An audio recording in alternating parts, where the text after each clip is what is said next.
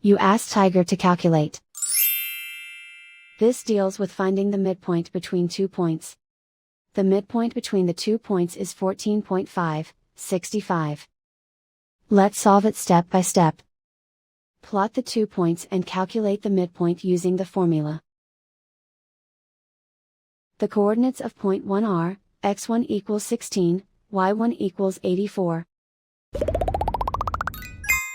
The coordinates of point 2 are, x2 equals 13, y2 equals 46. PM represents the midpoint of the 2 points.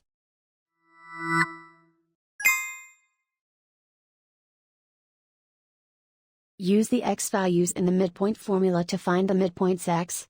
x1 equals 16. x2 equals 13. Simplify the arithmetic.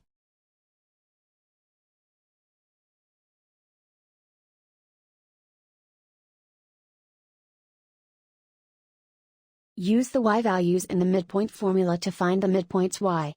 y1 equals 84. y2 equals 46. Simplify the arithmetic.